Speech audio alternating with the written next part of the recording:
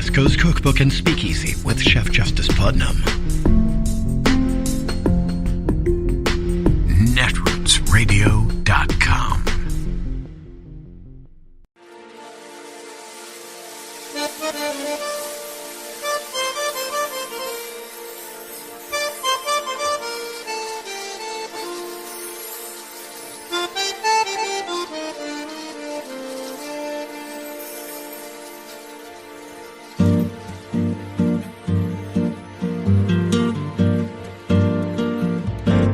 Je voudrais du soleil vert, des dentelles et des théières, des photos de bord de mer, dans mon jardin d'hiver. Je voudrais de la lumière, comme en Nouvelle-Angleterre. Je veux changer d'atmosphère, dans mon jardin d'hiver. Ma fleur sous la pluie de novembre, tes mains qui courent, je n'en peux plus de t'attendre. Les années passent, il est loin, là je tombe. Nul ne peut nous entendre. Je voudrais du Fred Astaire, revoir un latte. 5 weeks of war, 5 weeks of brutal, ferocious, compounding cruelty in Ukraine. And yet, bruised and battered, that country is still standing and strong. One major development this afternoon, you might remember our coverage of Irpin, the Kyiv suburb where in the early days of the war, our colleague Richard Engel documented the violence and the destruction there as Russian forces moved closer to the capital city of Kyiv. Well, this afternoon, Irpin's mayor says they have retaken that town from the Russians. Neither NBC News nor American military officials can yet confirm that, but still, it sounds like a hopeful sign and a sign that is indicative of how a lot of things are going in Ukraine. It's also emblematic of Russia's many failures, failure to swallow the country whole or carry out their plan. And it seems to be resulting in what looks like, from our vantage point, a change in tack for the Russians. From a strategy of total dominance and victory to perhaps a more focused objective, if you will, domination of eastern Ukraine, essentially splitting the country in two. People have made the comparison to North and South Korea.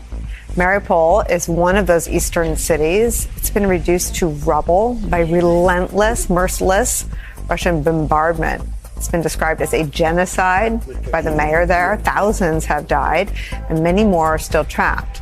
There's an effort to provide humanitarian corridors there and all across Ukraine. The UN today announced an initiative to arrange a ceasefire.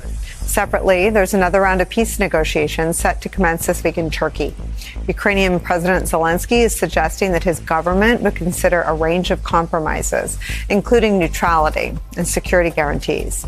Meanwhile, the U.S. Pentagon says it deployed 6 more aircraft and an additional 240 Navy personnel to Germany to reinforce NATO's presence. President Biden's new budget, announced today, includes substantial funding, specifically having to do with the war in Ukraine. But after that speech on his proposal in the last hour, the primary focus shifted to an off-the-cuff comment he made this weekend while he was traveling in Europe. President Biden insisted this afternoon that his personal views that Putin cannot remain in power do not signify a U.S. policy shift toward regime change in Russia. Here's some of the exchange the president had a couple hours ago with members of the media. Number one, I'm not walking anything back. The fact of the matter is I was expressing the moral outrage I felt toward the way Putin is dealing in the actions of this man.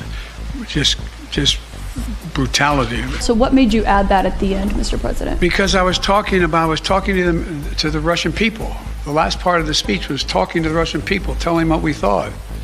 And I was communicating this to not only the Russian people, but the whole world. This is just stating a simple fact that this kind of behavior is totally unacceptable. Totally unacceptable. And the way to deal with it is to strengthen and keep NATO completely united and help Ukraine where we can. Joining our live coverage, NBC News correspondent Ali Arouzi, who's in Lviv, Ukraine. In Washington, NBC News White House correspondent Mike Memoli. And our friend, retired four-star General Barry McCaffrey's here, former member of the National Security Council, now an MSNBC military analyst. General McCaffrey, I want to start with you. Why can't we hold these two thoughts in our head at the same time?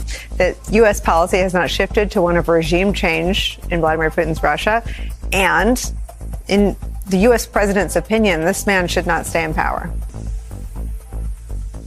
Well, that press conference was painful to watch. I respect and admire President Biden, but there have been a series of misstatements in public that have had the effect of dividing our NATO allies and to some extent stepping on his own message.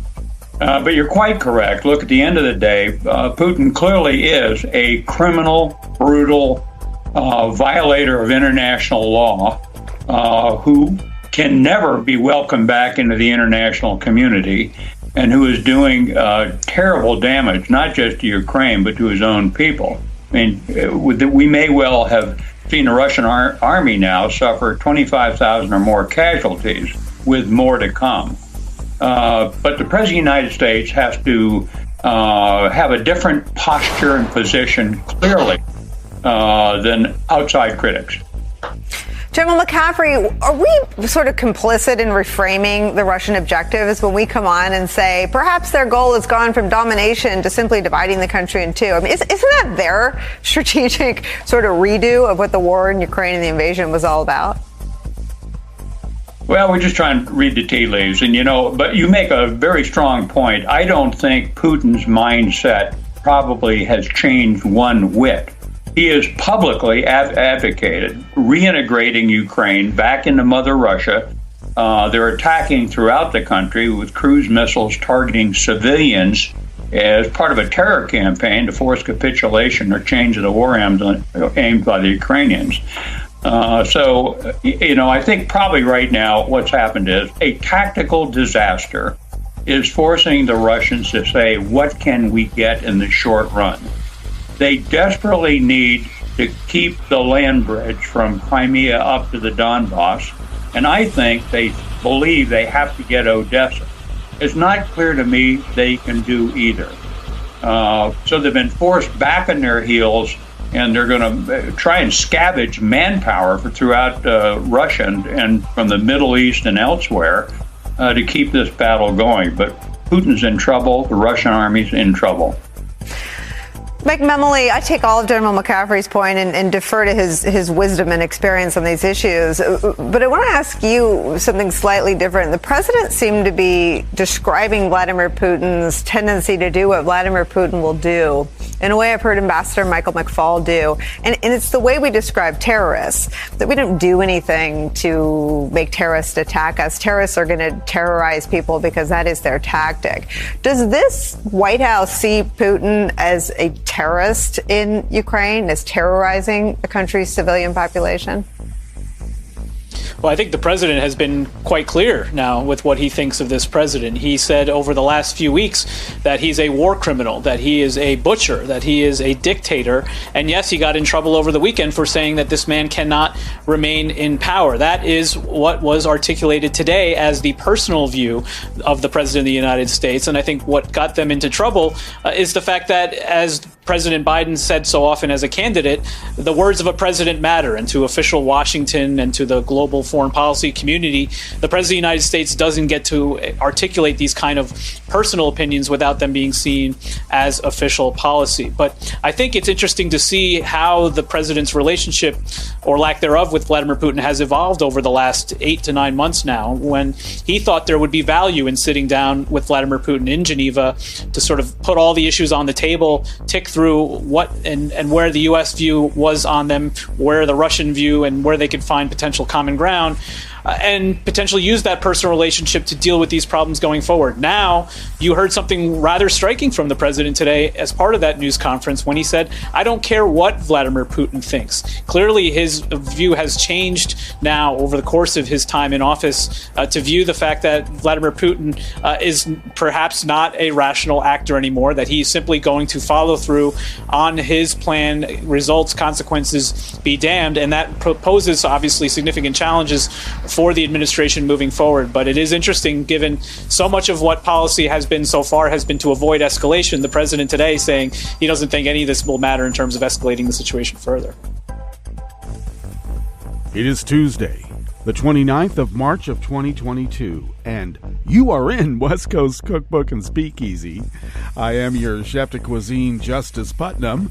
Gunner the English Bulldog is our snoozing sous chef, and our daily special is Tarrytown Chowder Tuesdays. Yes, a small scant dash, a mere pinch of hot smoked Hungarian paprika will make all the difference in the world, not just in chowders. Okay, it's a universal spice. Goes well with most everything. Try it. Okay, so the world continues at war. Apparently the Russian delegation of the peace talks, the ones that got poisoned also, or was it just Abramovich and the Ukrainian negotiators that got poisoned? Something happened.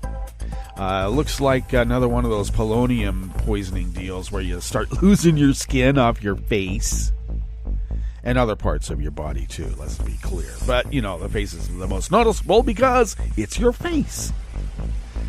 Russia denies that anything like that is happening, of course. But, of course, they deny that there's a war going on that they started. So I kind of think that maybe the Russians might be acting in bad faith. So when they say that they're going to scale back on their military operations to sort of give a little space, to show some good faith. Well, you know what you could do to show good faith? Bug out of Ukraine and go back to Russia where you belong. All right. So I think they're going to say, give us the Donbass. We'll call it square. And it won't be square because they're going to try this again. Maybe. Or do they fear that now that they have been exposed as not really being that great of a military after all? Oh, sure. Sure, they can siege cities and blast them to smithereens. But they're not holding anything. Well, holding very little. And what they do hold is being clawed back by Ukraine. So that has now exposed Russia's military, what? Might? Yeah, they might have a military. That's not very clear at this point. So I think that we could look at this as an example of when an autocrat thinks that all he has to do is snap his fingers and things will happen. If you're not honest with the conscripts, they won't know what the F is going on. How do you encourage them to fight a war because you want it? Vlad thought that all he had to do was snap his fingers because, hey, look, as long as I've been in power, I've been ramming this propaganda down these people's throat where they don't know what is up, so I'll just tell them. And he did. And unfortunately for Vlad, the human mind is still a pliable organ. It can still have the ability to self-examine. So when you got all these 18, 19, 20-year-old conscripts calling home saying, Mom, I don't know what the F is going on, but what I do see is asphalt for the first time. I've only read about it, and I can hardly read. We see asphalt. These Ukrainians are so rich, they have asphalt streets. That's how bad it is in Russia. We look at Russia as having these like super, mega, uber rich oligarchs, right? Billionaire, trillionaires. Well, that's because the rest of the country outside of, Moscow and a few of the other economic zones, go 2 miles outside of Moscow, and you'll see remnants of buildings that make you think you're in Ukraine right now. I kid you not. So there are people in the, quote, hinterlands whose only connection to the world is what they get through Russia state media. And they live in the most poverty-stricken way you can imagine. They don't even have paved streets. There are 18, 19, 20-year-old kids, and I'm sorry, they're kids to me because we're of a certain age. Young people, almost a quarter century old, who have never seen a paved street. Which means they haven't even been to Moscow. So they're calling home saying, I can't believe it. And then I'm supposed to shoot these people and they speak my language. What am I supposed to do? We're supposed to make this safe for for Russian speakers, and they're speaking Russian to me and I'm supposed to kill them. Well, listen, Ivan, you're there to denazify Ukraine, so shut up. Denazify. Oh, so what do? Their idea of, we the Nazis. They start destroying, they continue to destroy Holocaust memorials, synagogues. I don't get it. Because they are the Nazis. All right. If we're going to denazify, it's because we are the Nazi. How many times are going to go through that? I don't know. You're not supposed to repeat the joke over and over and over. Well, maybe it's not a joke. Maybe. So, there's something that has been bugging me a bit, and how it is possible that Joe Biden has been able to rally the world against this onslaught of death and destruction by Vladimir Putin. The whole world against Putin. Joe is responsible for that. And yet, somehow his numbers in America show that Americans just don't think that he is handling this Ukrainian crisis correctly. How is that possible? How is it possible that we can have the lowest unemployment and the highest job rate in over 50 years? And Americans believe, we're just having such a terrible time. How is that possible? How is it possible that Joe Biden could say Vladimir Putin is a butcher and should not be allowed to remain in power? And the media here in America immediately piles onto him. Joe is either too weak or he's too strong. Just not right. And why is that? Because he's a Democrat. Simply because we are Democrats, we are deemed unworthy to be able to make rational decisions for the rest of us. And yet, the other side tried to pass a bill, I can't remember, was it Nebraska? Ohio? I can't remember what state. Some repug is trying to pass a bill because he's convinced little kids in elementary school are now allowed to identify as cats and they're demanding litter boxes. We're supposed to reason with that kind of mind? What the F is reality? When you have to deal with somebody who considers themselves to be the adult in the room, convinced kids are now identifying as cats and they want their litter boxes. First of all, pal, cats don't need litter boxes. They're cats! Fuck. Excuse my French in the morning, but still. We're supposed to find some kind of middle ground with that. No, there is no middle ground with that. That shouldn't even be allowed in the public square. It should be mocked. And yet, it's given a platform of legitimacy. Yet Joe Biden stating a fact that we can see in real time. Vladimir Putin is a butcher, and he should not be allowed to remain in power. I mean, here is a guy who is killing hundreds of thousands of people, kidnapping them, taking them to Russian gulags to force regime change, and the American press is upset at Joe because he alluded to maybe some regime change in Russia. Give me a effing break. Patton famously said, "I'm going to Berlin to shoot that paper-hanging son of a bitch." And America cheered. Such virility. Joe Biden simply says, Putin is a butcher and should not be allowed to remain in power. He didn't say he was going to go over there and throttle the guy. He didn't say we were going to send in troops.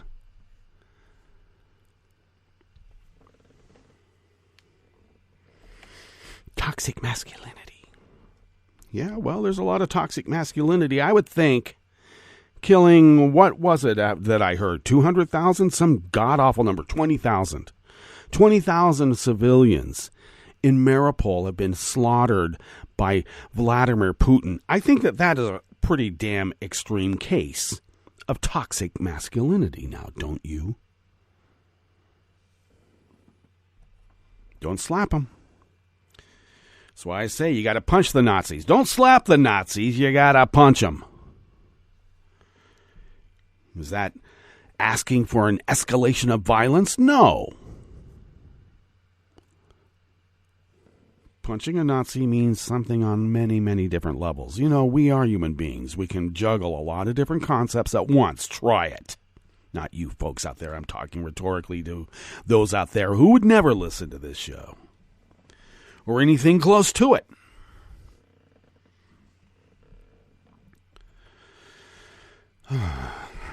I hate being peeved in the morning, but here we are. Let's see. Oh, you know what? I've been ranting on again because there are so many things that are up in my craw, let alone the Thomases. 7 hours of missing phone records. What happened to that? I don't think Rosemary had her foot on the erasing pedal this time. We got a whole different technology, you know. 7 hours plus.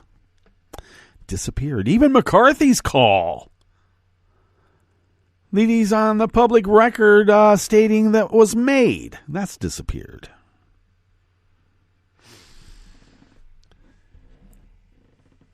And we're afraid that if we go after these crooks, we'll be considered a banana republic. We already are. Look at them. Madison Cawthorn is already saying when they take. He's not saying if. He says when they take Congress and the Senate back, they're going to jail Dr. Fauci. For what? I don't know. They want to throw Hillary Clinton in jail just because she's Hillary Clinton. They're convinced she runs a cabal of pedophiles. Well, you know what? We're not the party going out there telling people we got to cut down on all the furries in the elementary school who are demanding litter boxes now. Jesus.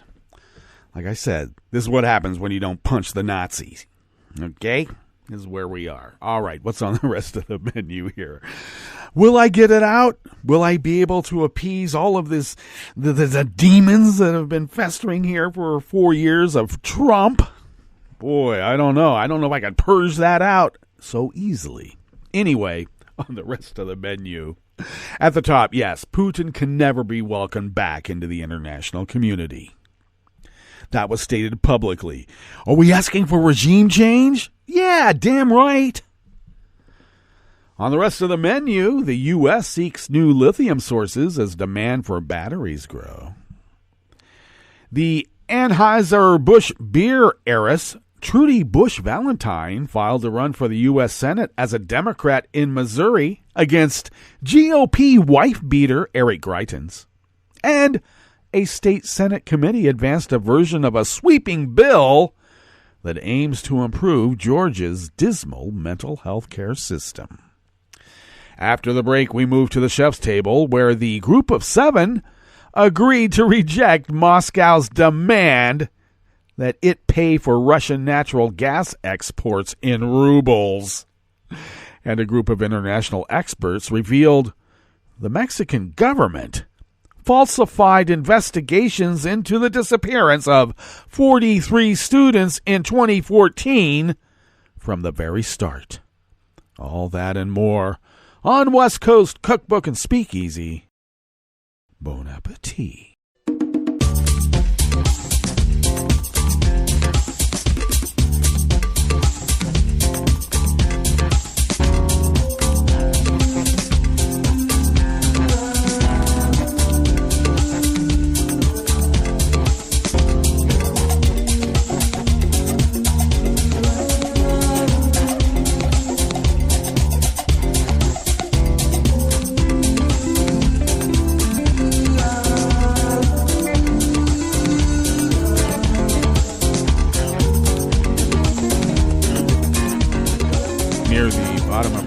At netrootsradio.com. To the right of the page is the chat room link, and the chat room is monitored by Kelly Lincoln. Thank you, Kelly. And we're giving you plenty of heads up because Netroots Nation is in Pittsburgh this year, and Kelly Lincoln will be covering Netroots Nation in person. First time in 2 years that people have felt safe enough to be able to do that. And so we are. And Kelly will be covering the events. And we'll have plenty of interviews live and recorded for your, Netroots Radio pleasure, listening pleasure, and look forward to that. So thank you, Kelly, for everything that you do.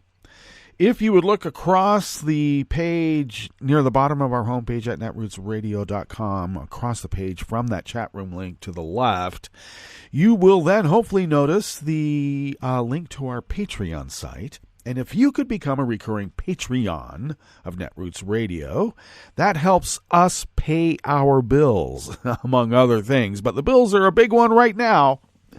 And, I hate saying it, even though I do it every day that I have a show, is that we need the money. Damn it. But I know times are tough. And even though the economy is booming for some, we all have to pinch our dollars, and so I do understand. But when folks can, if you could afford to buy us an espresso-type coffee drink, and instead of sending that order to go, if you could just send us the money once a month, then that will really help us put a big dent in those bills that keep increasing as we speak. And it also then, we have found out over these, 11 years of continuous 24/7, 365 resistance broadcasting, that when you pay your bills, you can get away with a lot. It's amazing because we pay our bills to get away with a lot, and the other side doesn't pay their bills, and they're total scofflaws, and they're above the law, and it seems to be like they're getting away with it with that strategy. But it doesn't work for us because, we're hippie. We are hippie punk Democrats. That's right. So we do the right thing, and that is pay our bills. And then we fly under the radar and then continue fulfilling our civic duty as the founders originally intended. So many, many, many years ago. All right. Thank you for your generosity, all kidding aside. If you would like to follow Netroots Radio, please do so at Netroots Radio. Tom takes care of that, and thank you, Tom. Follow me on Twitter at Justice Putnam. It's all one word, and the N comes before the M, just so you know. Follow me there, and I post the show notes and links diary on Daily Codes about 10 minutes before showtime, and then scramble to get that linked up on Twitter and other social media platforms. You know who they are. Follow the show on Twitter at Cookbook West, and pick up podcasts by way of Spreaker, Stitcher, TuneIn, iHeart, YouTube, iTunes, etc., etc., etc. And, of course, the Deep State Archive. We're going to call it that now. Of all the Netroots Radio library can be found at the Internet Archive at archive.org. All righty. This first offering here in the Bistro Cafe, part of West Coast Cookbook and Speakeasy. Save some room now because we do have the chef's table. Little amuse-bouche comes at the end here at West Coast Cookbook and Speakeasy, not at the beginning, because we do things a little differently here. Anyway, Patrick Whittle of the Associated Press brings us this first offering. The race is on to produce more lithium in the United States. The U.S. will need far more lithium to achieve its clean energy goals, and the industry that mines, extracts, and processes the chemical element is poised to grow. Maybe somebody should tell Joe Manchin. But it also faces a host of challenges from environmentalists, indigenous groups, and government regulators. Well, this seems right up Joe Manchin's corrupt angle. He hates all of that stuff that would be impediments to extracting a dangerous element out of the earth. Although lithium reserves are distributed widely across the globe, the U.S. is home to just one active lithium mine in Nevada. Well, that's because we blew it up with nuclear weapons back in the day. The element is critical to development of rechargeable lithium-ion batteries that are seen as key to reducing climate-changing carbon emissions created by cars and other forms of transportation. Let's hope it doesn't decay down like mercury or something like that, which might be bad. Worldwide demand for lithium was about 350,000 tons in 2020, but industry estimates project demand will be up to 6 times greater by 2030, and that's only in 8 years. New and potential lithium mining and extracting projects are in various stages of development in states including Maine, North Carolina, California, and Nevada. Well, Nevada has one already. Nobody really foresaw this huge spike in demand, said Tim Crowley, Vice President of Government Affairs for Lithium Nevada, a subsidiary of a company developing a mine in Thacker Pass. We owned a lithium space for a long time, and we forfeited it to China. Really? You mean they had the foresight to take it from you for another reason? Oh. Much of the world's lithium comes from South America and Australia, and China dominates the worldwide supply chain for lithium-ion batteries. Well, I thought we wanted energy independence. Expanding domestic lithium production would involve open-pit mining or brine extraction, which involves pumping a mineral-rich brine to the surface and processing it. Opponents, including the Sierra Club, have raised concerns that the projects could harm sacred indigenous lands and jeopardize fragile ecosystems and wildlife. Yeah, but a battery in my car is much more important than that. But the projects could also benefit the environment in the long run by getting fossil fuel burning cars off the road. Oh, you mean that's our trade-off? Destroy indigenous sacred sites and jeopardize the fragile ecosystems of wildlife and therefore ourselves? Okay. Lithium, the lightest metal on Earth, was discovered by Swedish chemist Johann August Alfredsson more than 200 years ago. Since then, lithium and its compounds have been used in everything from psychiatric medicine to lubricating grease. Wow. But interest in lithium has exploded in recent years because of its use in rechargeable batteries for electric and hybrid cars, lawnmowers, power tools, and more. Lithium batteries also power your laptop and all those cell phones. The Biden administration has made a plan for 500,000 charging stations for electric vehicles, a signature piece of its infrastructure goal. That effort and the growth of electric vehicle companies such as Tesla will require much more lithium to make batteries. You know, Tesla has this Elon Musk guy, his family fortune was derived from what we know as blood emeralds, blood diamonds, blood emeralds. And apparently he has a little privatized apartheid at Tesla. Huh. Yeah, apparently black workers are told to get off the shop floor when the boss comes around. That sounds familiar. When Trump was running those casinos, he didn't like black people on the gambling floor either when he was coming around. And he wanted to make sure that the Jews with the little yarmulkes were up in the upper offices closets, essentially, counting his money. And these are quotes from him. He called them that. Well, the new lithium mining project closest to development is the one proposed for Thacker Pass. I like that. By Lithium Americas, that northern Nevada mine would make millions of tons of lithium available. But those damn Native American tribes have argued that it's located on sacred lands and should be stopped. Damn them. Construction could start late this year, said CEO Jonathan Evans, noting that it would be the first lithium project on federal land permitted in 6 decades. And Native Americans be damned.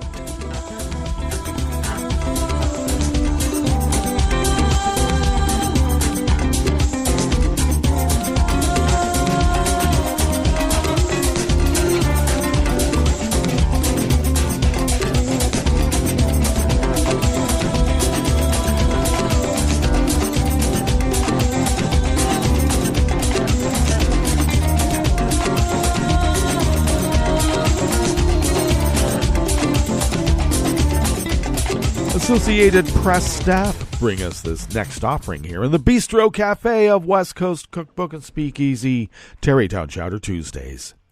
Anheuser-Busch heiress, beer heiress Trudy Busch Valentine filed to run for the U.S. Senate as a Democrat in Missouri yesterday, Monday. Valentine's entrance to the race comes days after Republican candidate Eric Greitens was accused of physically assaulting members of his family, which added fresh urgency to a GOP push to ensure the party doesn't nominate a damaged candidate who risks losing the otherwise safe Republican seat to a Democrat.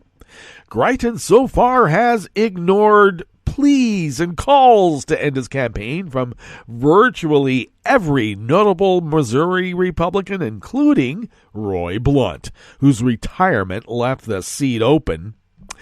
Greitens has denied the accusations as completely fabricated and baseless. Busch Valentine, the daughter of the late chairman of the Anheuser-Busch companies, also faces a number of Democratic rivals to get the party's nomination, but the field is thinning.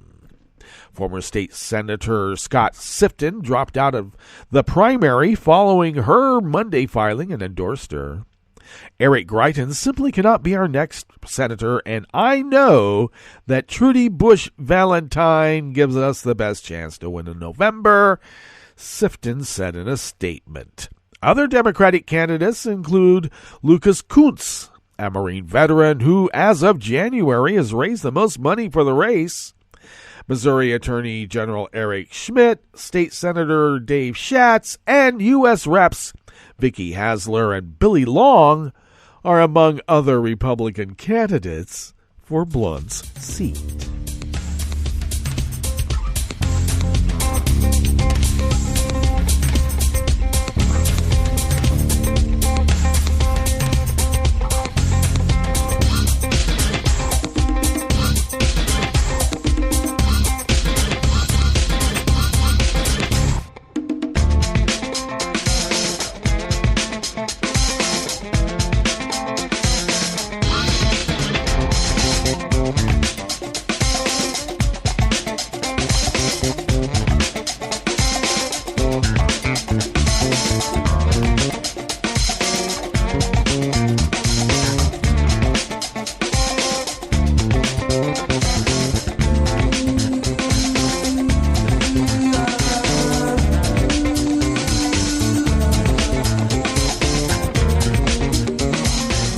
occurs to me that I should clarify something that I brought up in the opening rant, and that was the mentioning of toxic masculinity. I do not mean to say that toxic masculinity is non-existent.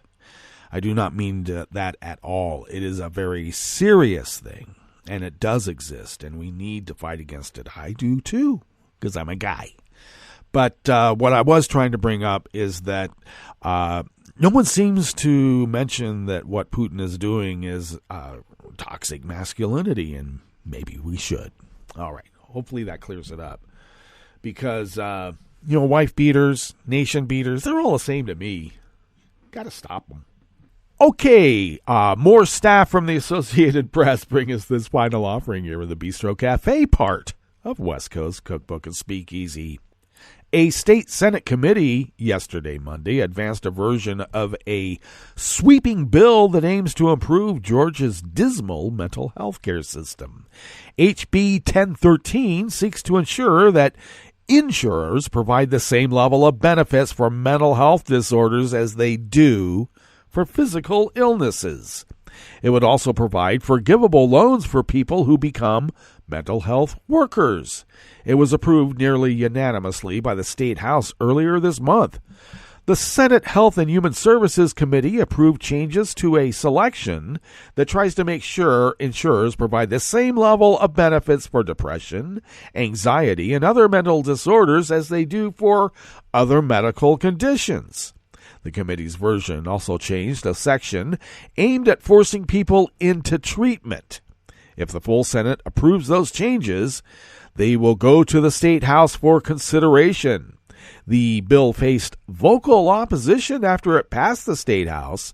Some critics raised concerns that it would threaten Second Amendment rights and raise insurance premiums. Yes, indeed. We want to make sure that mentally incapacitated people have access to guns no matter what. And I don't want to have my insurance premiums raised because I might fall under the aegis of mental health. All right. Well, we all need some self-reflection, and I think what Georgia is trying to do here is admirable.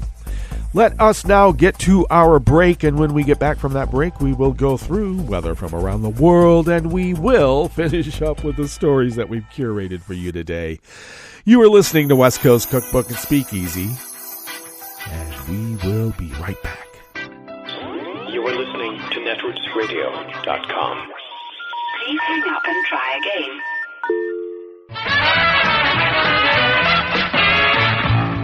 From a point at sea to the circles of your mind, a new force is at work for planetary transformation. New radio for a new Earth.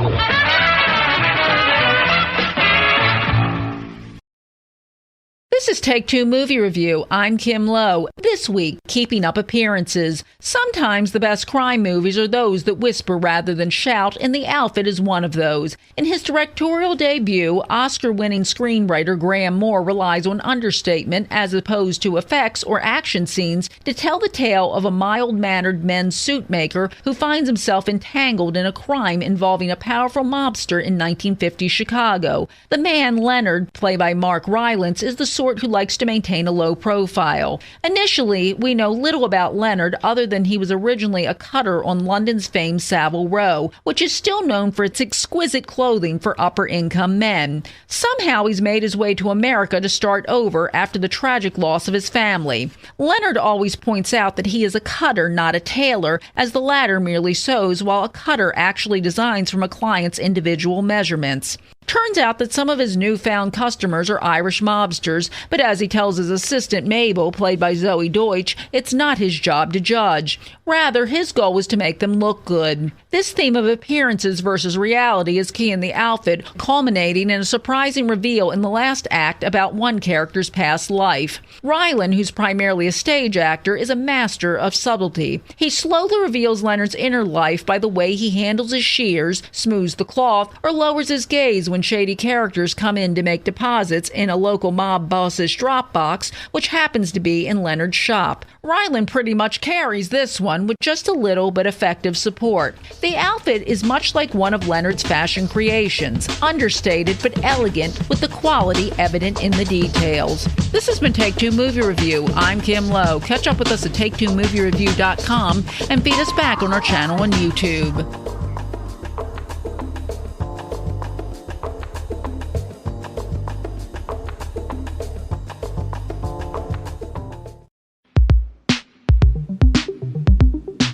This is Scientific American's 60-Second Science. I'm Karen Hopkin. It's probably happened to you. You look at a parking meter or a pickle slice or the foam in your cup of cappuccino, and you think, hey, that looks like a face. It's a phenomenon called pareidolia, and it's something we humans tend to do.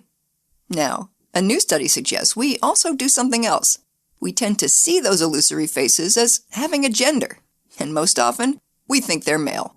The findings appear in the Proceedings of the National Academy of Sciences. Growing up, my sister Jenny and I had our own word for examples of face pareidolia, bees-ups. Susan Wardle, a cognitive neuroscientist at the National Institutes of Health in Bethesda. Her term is total nonsense, but Wardle must have felt some connection with bees-ups. As a grown-up, she set out to study them after a conversation she had with her colleague, Jessica Taubert. We were talking about face neurons in the brain, which respond preferentially to images of faces, but they also sometimes respond to pictures of round objects, such as apples or clocks. That reminded us of the experience of seeing faces in objects, and we thought it would be fun to find out whether the face regions of the brain respond to illusory faces in a similar way to real faces. Indeed, in an earlier study, they found that the same brain regions activated by actual human faces were also triggered by faux faces in inanimate objects, like potatoes or teapots or washing machines. But that made them wonder, what do we see in these illusory faces? For example, do these faces appear to be of a particular age or gender, and do they have a specific emotional expression? So they set out to collect a cornucopia of images. We started by finding examples of face pareidolia on the internet, but now people send us their own examples, and we also take photos of illusory faces that we see out in the world. They showed 250 of these photos to some 3,800 volunteers. And we found that people readily attribute these features to illusory faces. For example, a given illusory face might look like a fearful young boy or a grumpy older woman. But most striking of all, there is a strong bias for people to perceive illusory faces as male rather than female. About 4 times as often, the researchers found. And this was the case for both female and male participants. So it wasn't just that men saw Mr. Potato Head everywhere they looked. It also wasn't tied to the type of object in question, like a hammer versus a handbag. And the male bias persists when the faces are shown in black and white, so it's not due to gender associations with color either. Obviously, none of these fake faces has a biological sex. Which means there is no reason for us to perceive them to have a particular gender.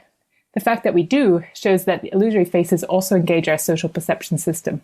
And the reason we default to seeing males is that our brains need more information before we see a face as female. Think of a smiley face emoji. Most people would probably say that it looks more male than female. The addition of other details such as eyelashes and hair is used to make emojis look more female. The same is true of Lego characters. The fact that we're so quick to see faces in couch cushions and tree trunks and slices of bread, gender assignments aside, is maybe not all that surprising. The same thing happens to monkeys, creatures who are also hardwired for making social connections. And it suggests that we see illusory faces because, like other social primates, our brains are so tuned into faces. We don't want to miss a single face in the environment, even if that means occasionally making a mistake. Seems the potential benefit of gaining a friend is worth more than the potential cost of losing face. For Scientific American's 60-Second Science, I'm Karen Hopkin.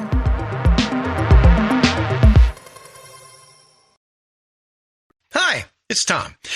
Could we humbly suggest your donation to netrootsradio.com? All we've got to run this 24-hour powerhouse of progressive resistance radio is what comes out of our own wallets. And you are our biggest donor. And it doesn't take much, $3, $5. Just go to the bottom of our netrootsradio.com page and hit our secure donate button. Heck, you can even make a recurring contribution. So donate what you'd like at the bottom of our netrootsradio.com's homepage, because you are our biggest donor. netrootsradio.com. Together, we are Resistance Radio.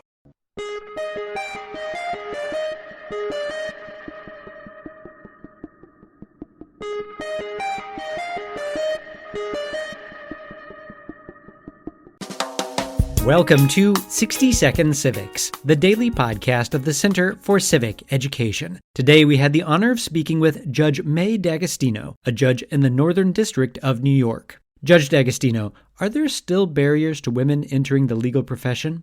We know statistically that the number of women in the federal judiciary is still low, and I think that more opportunities will be opening up for women in the years and months ahead. I think for any woman who would like to become a federal judge, it's really important that you practice your craft, whatever you are doing now, to the best of your ability. People take note of excellence and they take note of character, and that is certainly the first step toward being considered, I would say, for a federal court position, along with your intellect. Thank you so much for your insights, Judge D'Agostino. We'll be hearing more from Judge May D'Agostino in our final podcast of Women's History Month. This has been 60 Second Civics, a podcast of the Center for Civic Education. I'm Mark Gage.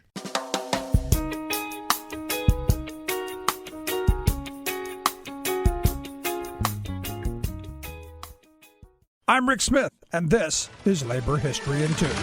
On this day in labor history, the year was 1918, and someone was born who would forever change the retail industry in the United States. His name was Sam Walton. Sam Walton opened his first Walmart store in 1962 in Rogers, Arkansas. Just 20 years later, Sam Walton was the richest man in the United States. By 2014, Walmart had grown to the largest private employer in the United States, employing 1.4 million people. The Walmart company is staunchly anti-union. Recently, a campaign has emerged to organize Walmart workers. The campaign started because Walmart employees earn less than those at most other big retail chains. Workers often have to deal with erratic scheduling and part-time status, even when they want more hours. Many of the Walmart workers rely on government assistance just to make ends meet. A study of stores in Wisconsin found on average workers from just one store use nearly $1 million in government aid annually. But there's an effort to change all of that. It's called the organization United for Respect at Walmart, our Walmart for short.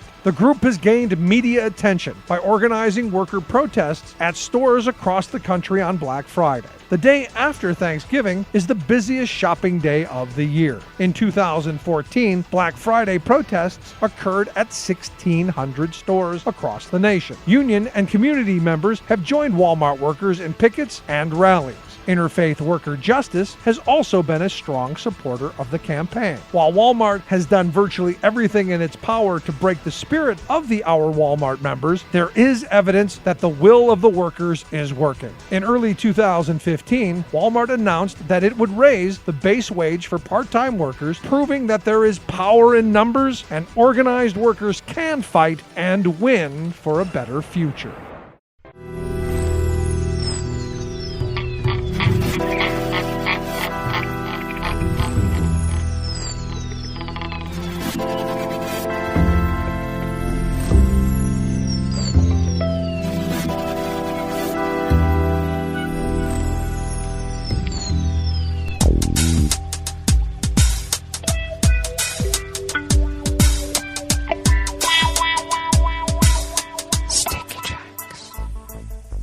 Thank you for accompanying us here to the chef's table at West Coast Cookbook and Speakeasy Tarrytown Chowder Tuesdays. We always begin, whether from around the world, along the banks of the Rogue River and the Rogue River Valley of Southern Oregon, on the west coast of the continental United States of America, where it is currently 44 degrees Fahrenheit, expecting a high a tad warmer than yesterday in the low to mid 70s. Had some rain overnight. Excuse me, some rain overnight. Not a whole lot, but enough to puddle around and water the plants. That's always good. We'll have sunshine and clouds mixed throughout the day with winds out of the northwest at 5 to 10 miles per hour. Cloudy skies early this evening, then partly cloudy after midnight. Lows in the mid-40s. Winds will be light and variable, and then cloudy skies early will become partly cloudy later in the day tomorrow, with a precipitous drop in temperature. Looks like it's going to be in the mid-50s with winds out of the northwest at 5 to 10 miles per hour. Confirmed cases of coronavirus in Jackson County continue to rise, as well as deaths, even though we don't have to wear masks anymore. We now have confirmed cases standing at 425,061, and our deceased have increased by 4 and stands at 507. Pollen is rated as none in the Rogue River city itself, right outside the window here. That's what I'm trying to say. And the air quality index for the region is good at 29 parts per million, and the daytime UV index is moderate at level 5. Barometric pressure is holding steady at 30.02 inches. Visibility is at 6 miles, and relative humidity is at 100%. Weather from around the world is brought to you by a crowd of crowdsourced weather stations that crowdsources from around the world. London is 51 and cloudy. Paris is 60 degrees with rain. Rome is 67 and fair. Kyiv is 55 and mostly cloudy. Kabul is 51 and clear. Hong Kong is 68 and partly cloudy. Tokyo is 50 degrees and cloudy. Sydney, Australia is 68 and mostly cloudy. San Francisco, California is 50 degrees and cloudy. And New York is a freezing 32 degrees Fahrenheit and sunny. And that is weather from around the world, brought to you by a crowd of crowdsourced weather stations that a crowd crowdsources from around the world.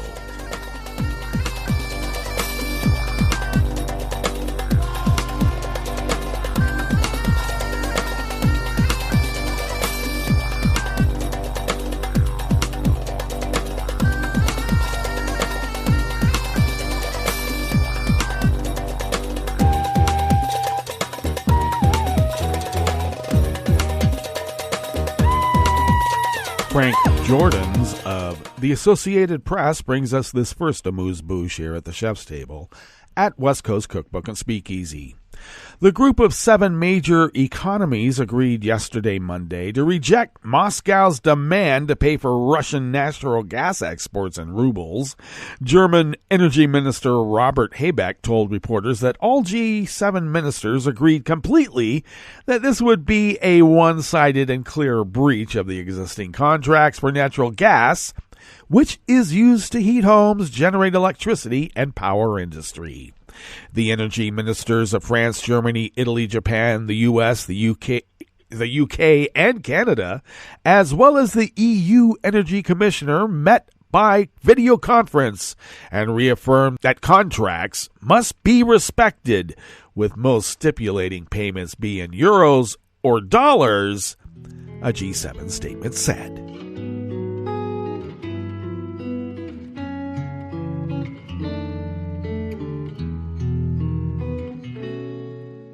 Je te donne ce mon amour pour la vie entière, la promesse de me trouver à tes genoux.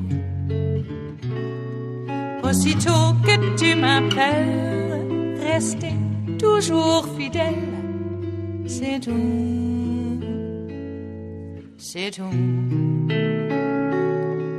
Je te donne tous mes printemps, mes étés de mer, mes automnes quand les feuilles tombent partout. Si ce n'est pas une bonne affaire, je te donne tous mes hivers, Maria Verza of the Associated Press brings us this final amuse-bouche here at the chef's table at West Coast Cookbook and Speakeasy. A group of international experts said the Mexican government falsified investigations into the disappearance of 43 students in 2014 from the start. Former Colombian prosecutor Angela Buitrago said the experts found evidence that authorities withheld or falsified evidence from the start of the search. Buitrago said investigators, prosecutors, and military personnel altered crime scenes and records. A government drone video obtained by the experts showed Marines and police climbing around the area where the students were killed with little control. The students from a radical teachers' college were abducted by local police in southern Guerrero State, and they killed them and then burned their bodies. Well, that brings us to the end of our broadcast period for the day, but you do know Netroots Radio broadcasts on, and we will meet up tomorrow for Smothered Benedict Wednesdays. So do stay tuned to Netroots Radio all day and all night for all the breaking news as it breaks, and we will meet up here tomorrow, right here in West Coast Cookbook and Speakeasy. Bon appetit.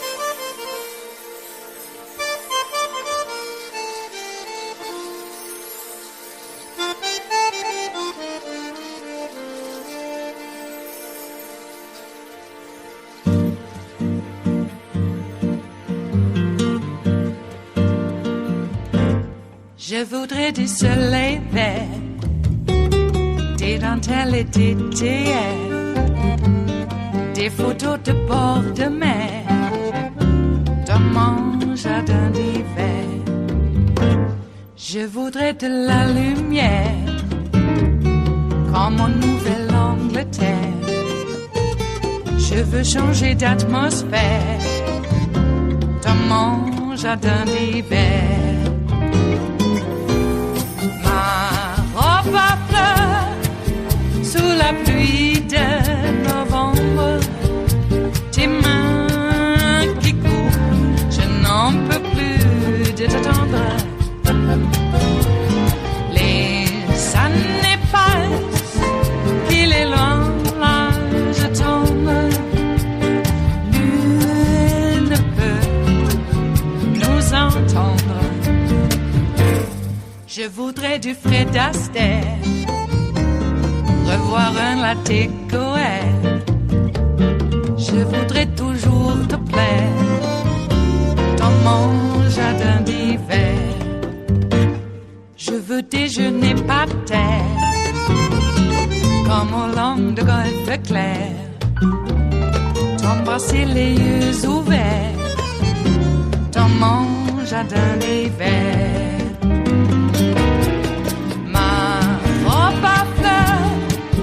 Sous la pluie de novembre, tes mains qui courent, je n'en peux plus de t'attendre. Les années passent, il est loin, là je tombe. Nul ne peut nous entendre. Ba-da-da-dum-di-da-dum.